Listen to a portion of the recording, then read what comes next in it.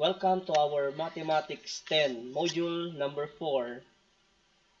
The title of our lesson is Finding the Sum of the Terms of a Given Arithmetic Sequence.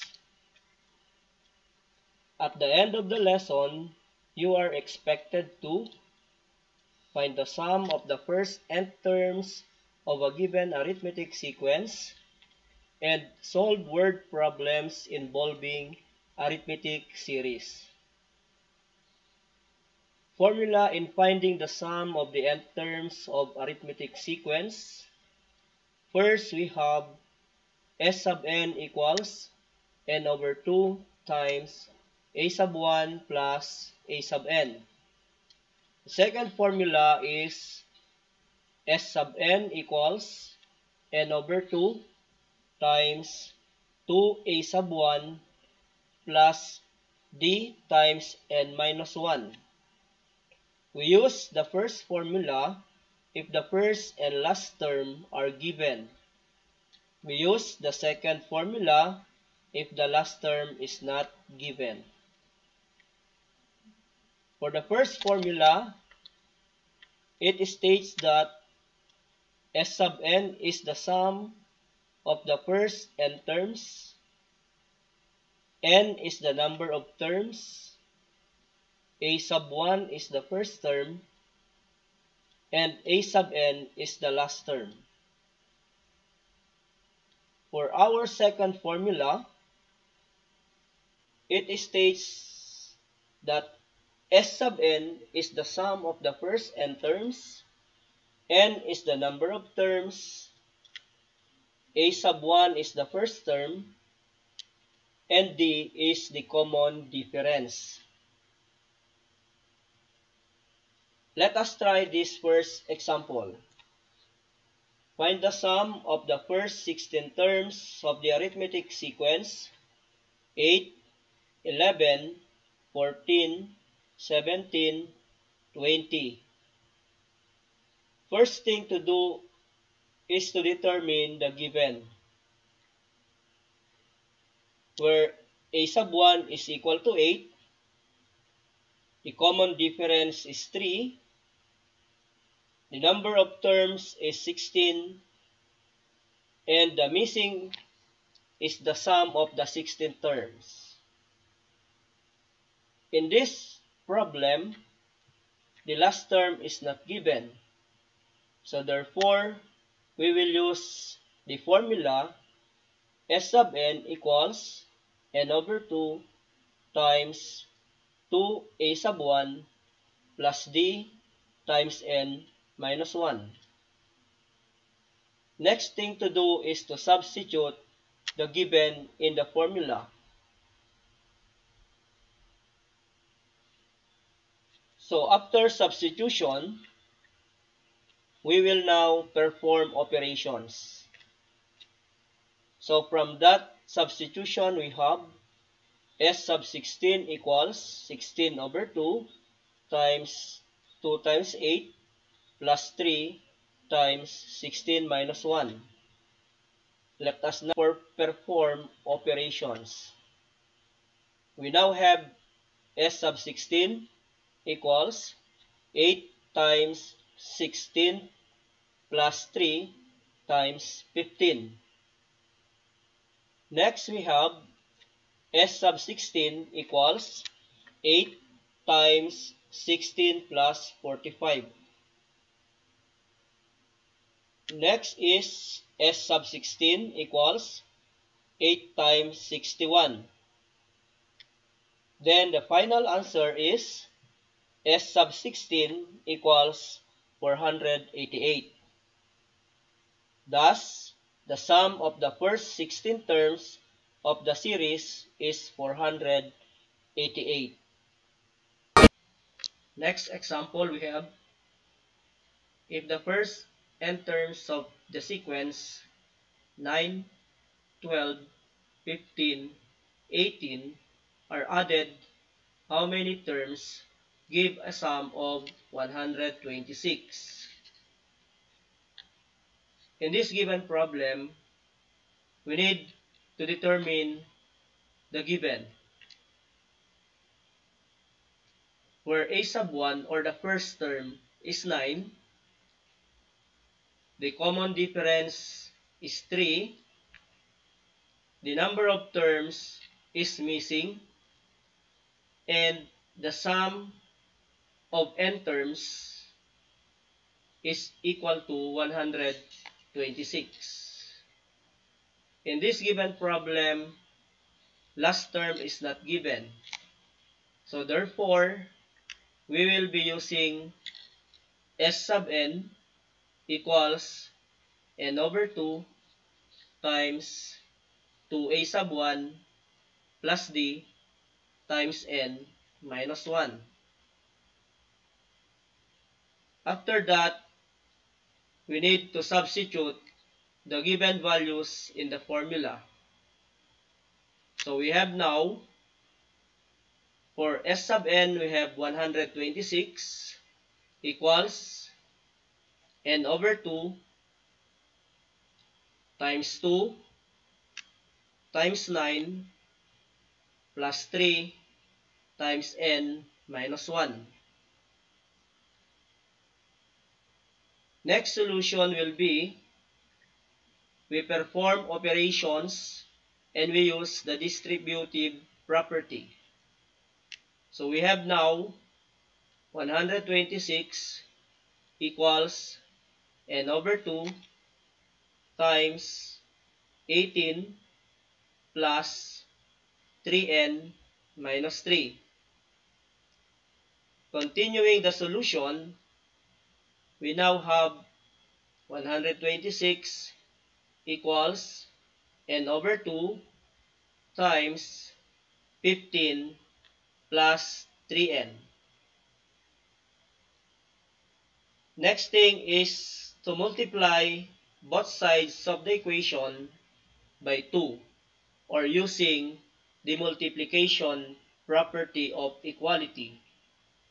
So we now have 252 equals n times 15 plus 3n. We now use the distributive property on the right side of the equation. So we have now 252 equals 15n plus 3n squared. We will now transpose 252 to make the equation a quadratic equation of the form ax squared plus bx plus c. So we now have 0 equals 3n squared plus 15n minus 252.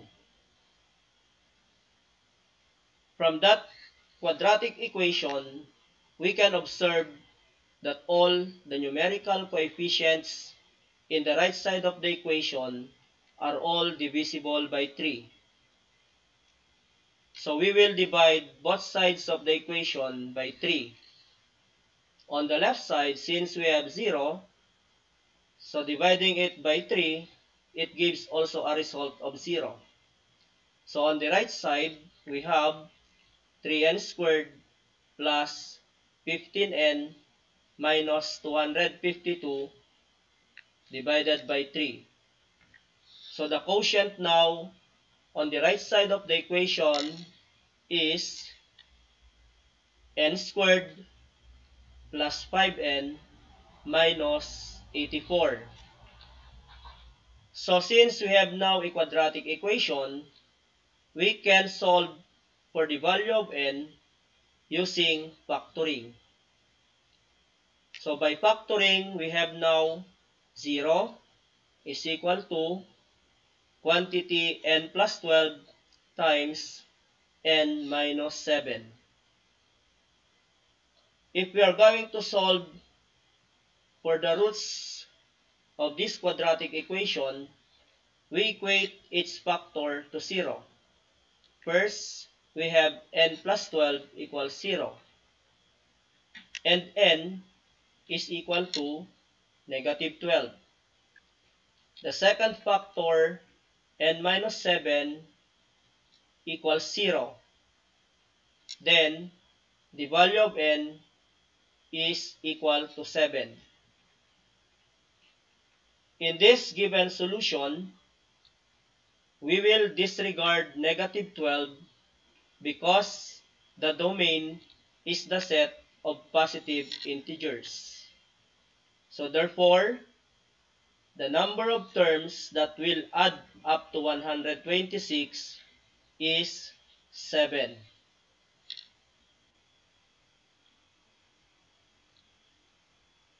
For the next problem, I want you to try this. Find the sum of the first 9 terms of the arithmetic series 5 plus 8 plus 11. Find the sum of the first 9 terms of the arithmetic series 5 plus 8 plus 11. I will give you 2 minutes to solve this problem. Your time starts now.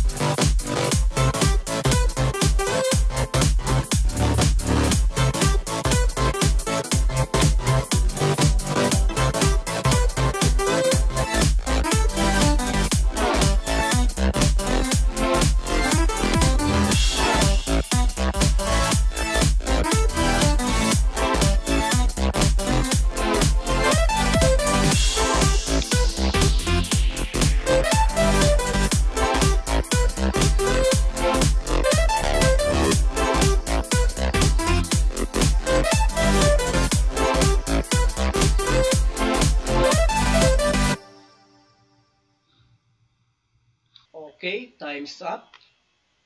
If your answer is 153, then you got the correct answer.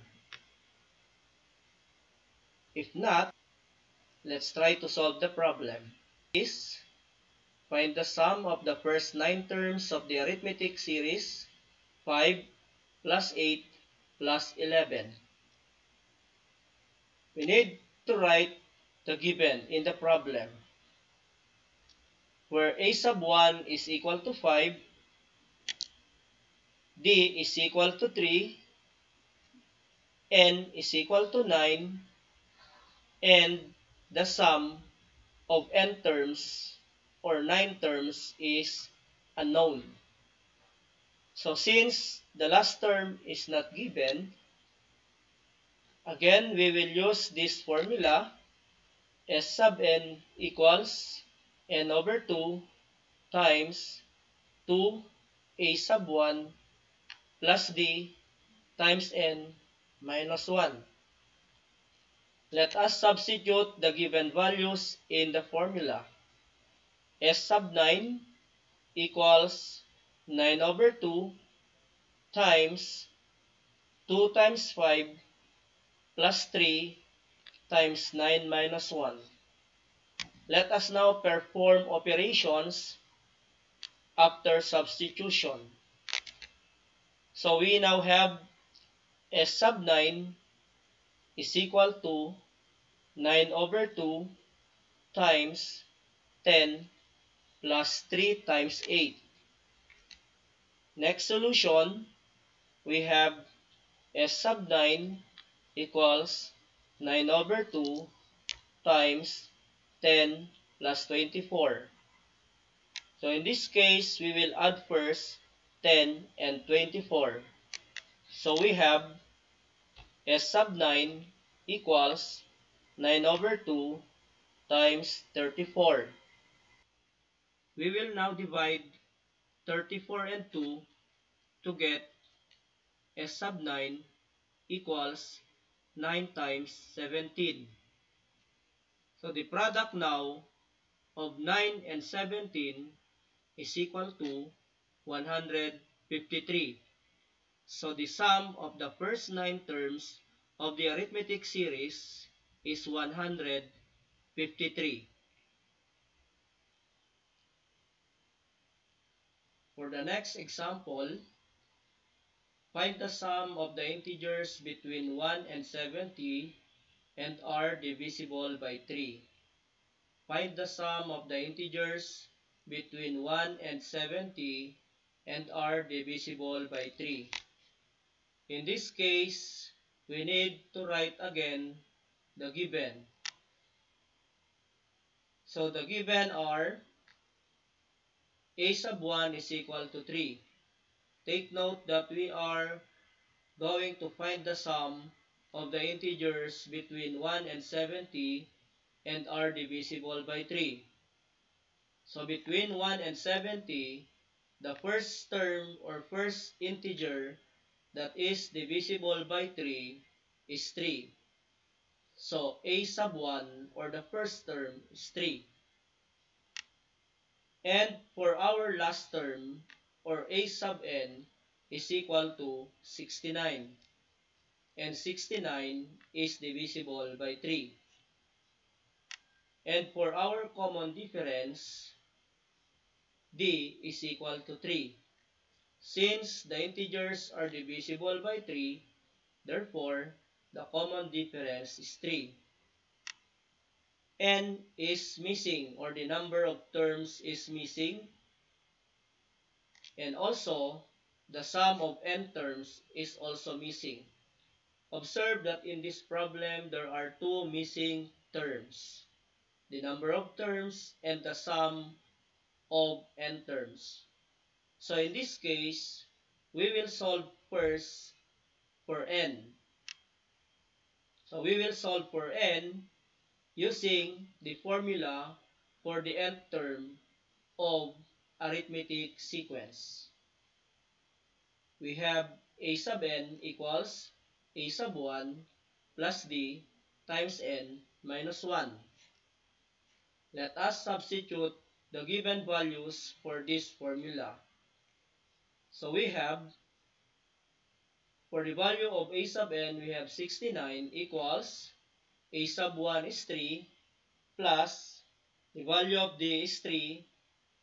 So we have 3 times n minus 1, or 69 is equal to 3 plus 3 times n minus 1. So let us now perform operation using the distributive property. So we now have 69 is equal to 3 plus 3n minus 3. Continuing the solution, we have 69 equals 3n. So we perform the operation on the right side of the equation in our third solution. So we now have 69 equals 3n. Dividing both sides by 3, then we have n is equal to 23. So in this case, the number of integers between 1 and 70 that are divisible by 3 is equal to 23. Now that we have the value of n, we can solve now for the sum. Okay, so since the first term and last term are given, so we will be using the formula S sub n equals n over 2 times a sub 1 plus a sub n. We now substitute these given values in the formula. So we now have S sub 23 is equal to 23 over 2 times 3 plus 69. Adding 3 and 69, so we now have S sub 23 equals 23 over 2 times 72. Dividing 72 and 2, we now have S sub 23 equals 23 times 36 and get the product of 23 and 36. So we now have the sum of the 23 terms, which is equal to 828. Therefore, the sum of the integers between 1 to 70 that are divisible by 3 is 828. Now for the next problem, you will be the one to solve this. I will give you 2 minutes to do this solution. Find the sum of the integers from 20 to 130 and are divisible by 5. Find the sum of the integers from 20 to 130 and are divisible by 5. Your 2 minutes starts now.